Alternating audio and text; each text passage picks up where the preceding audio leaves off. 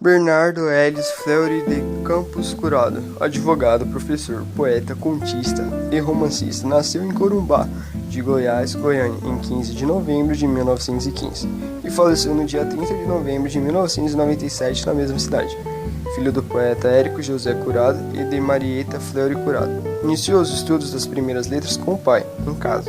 Passou o ano de 1923 na casa do avô materno, na capital do estado, onde se matriculou no grupo escolar. Depois retornou para Corumbá, continuando os estudos com o pai, de quem viria o estímulo para as letras. Aos 12 anos, escreveu o primeiro conto inspirado em Assombramento de Afonso Arinos. Em 1928, viajou com a família para Goiás, então capital do estado, onde fez o curso ginasial no liceu. Ampliou suas leituras, principalmente de Machado de Assis e Eça de Queiroz, e dos autores modernistas.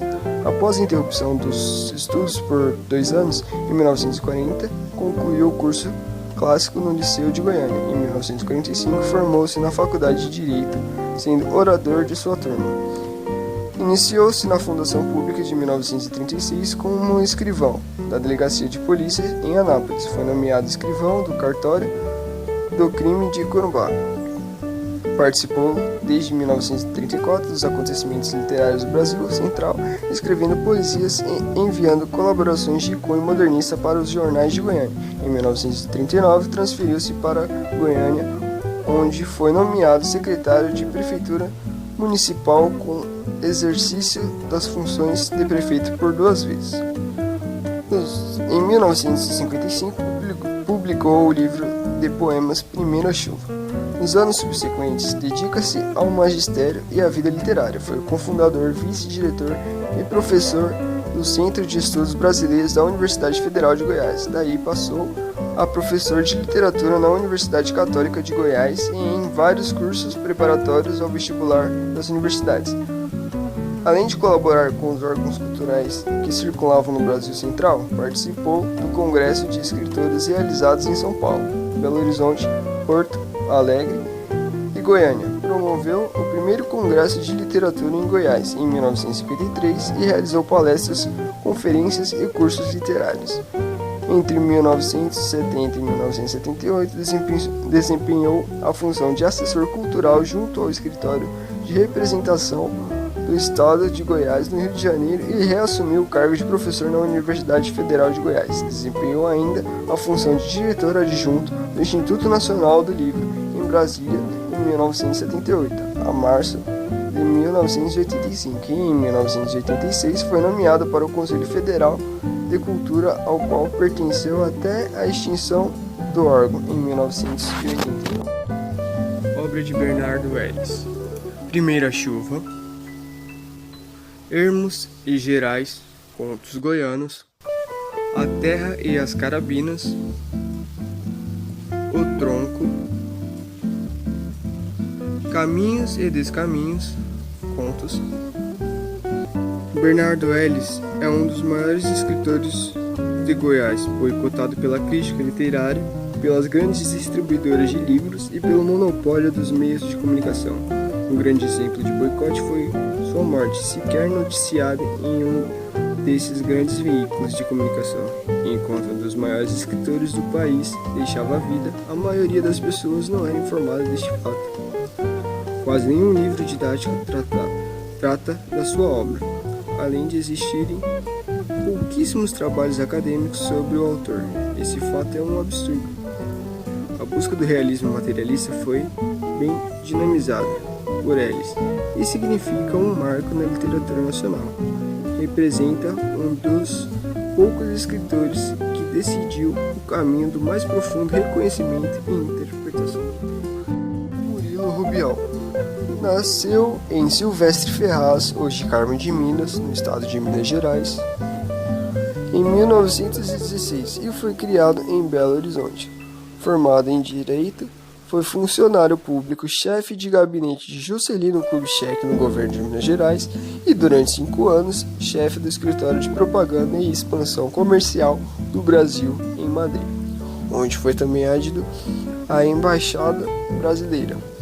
Como jornalista, criou em 1966 o suplemento literário do Diário Oficial Minas Gerais. Como escritor, dedicou-se exclusivamente ao conto, perfeccionista, deixou apenas 33 histórias, que reescreveu interminavelmente muitas delas, traduzidas na Europa e nos Estados Unidos.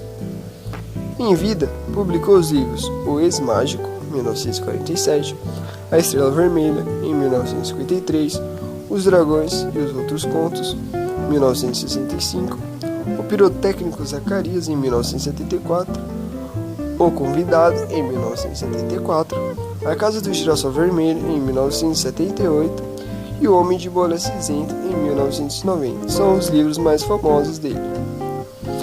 Morreu em Belo Horizonte, em 1991.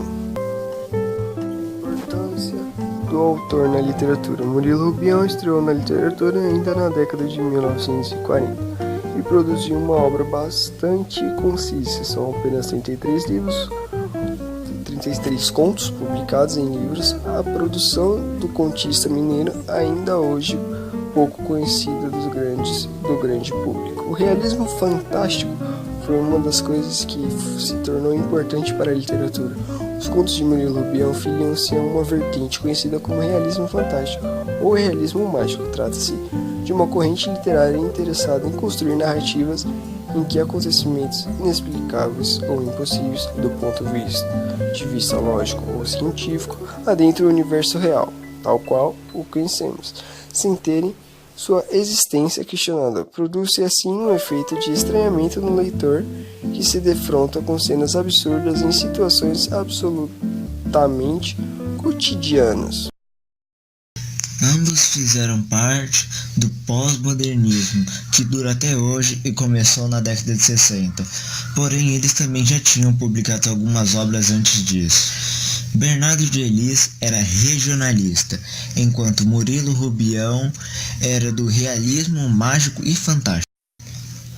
Tanto o realismo mágico quanto o fantástico, como os nomes sugerem, unem elementos fantásticos e mágicos ao mundo real, ou seja, coisas irreais e estranhas para nós, como o cotidiano dos personagens.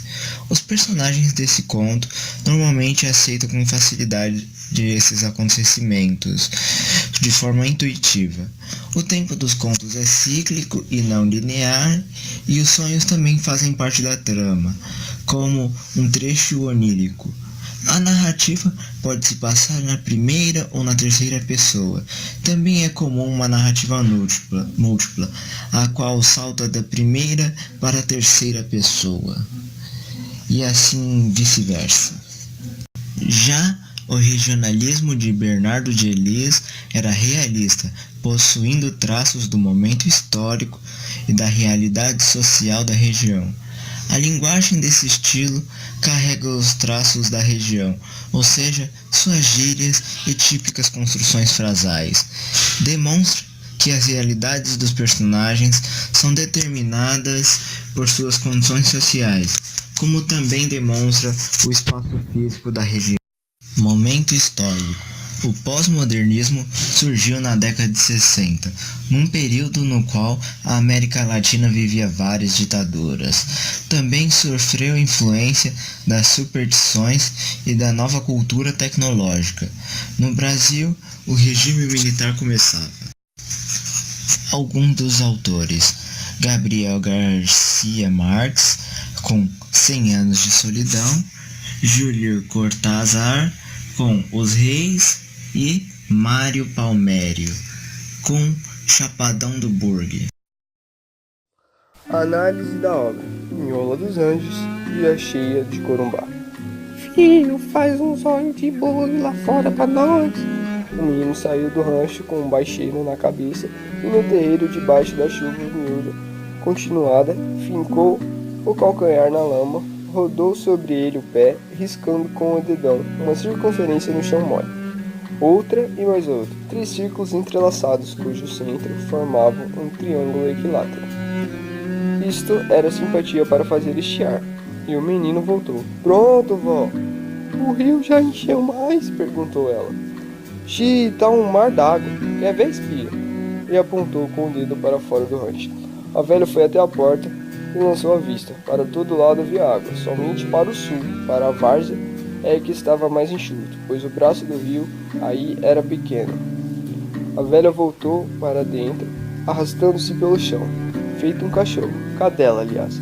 Era entrevada. Havia 20 anos apanhara um ar de estupor. Desde então nunca mais se valera das pernas, que murcharam e se entorceram. Começou a escurecer, nevroticamente.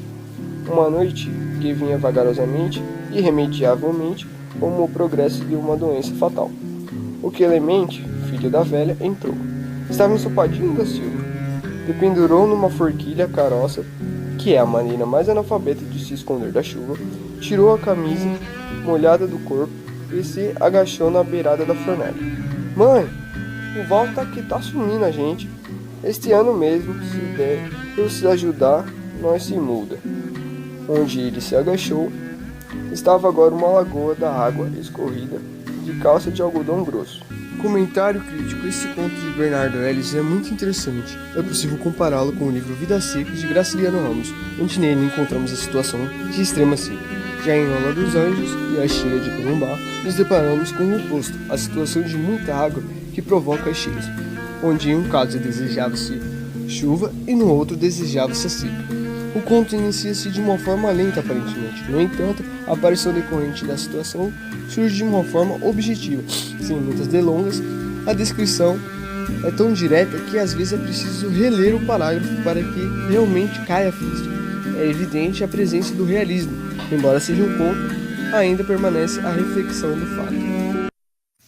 O ex-mágico da Taberna Minhota é a história de um mágico que simplesmente um dia, em frente a um espelho numa taverna, se dá conta de que existe, e é lá onde ele começa a trabalhar como mágico. Mas ele dá prejuízo por tirar almoços do bolso e dar ao público. Por isso, logo vai trabalhar em um circo, onde faz sucesso, sem nem mesmo gostar. Ele não tem perspectivas. Ele tenta se matar de várias formas, mas sempre falha. Um dia, ele escuta que ser funcionário público é morrer um pouco a cada dia. Então ele decide virar um. No trabalho, ele conhece uma mulher e começa a gostar dela, mas ele não é correspondido. Porém, ele simplesmente gosta de estar com ela. Um dia, descobre que vai ser demitido e tenta usar sua mágica para impedir isso. Porém, descobre que perdeu a mágica devido à burocracia. Interpretação. Murilo Rubião explora nossa percepção de tempo e como não a percebemos passar. Explora o que desejamos e como podemos perder aquilo que nos é útil, o que mesmo sem saber nós precisamos e só percebemos quando já passou, e o que é necessário para a nossa realização própria. O elemento fantástico se estabelece nesse conto restrito à perspectiva do personagem narrador e, consequentemente, a do leitor. O fato de ele ser visto como um mágico pelos outros personagens devia à perspectiva desses, à impressão do fantástico. A situação insólita vivida pelo protagonista do conto se encaixa perfeitamente com a definição da autora alemã Olga Reimann. O herói sente, continua e distintamente a construção entre os dois mundos, do real e o do fantástico, e ele próprio fica espantado diante das coisas extraordinárias que o cercam.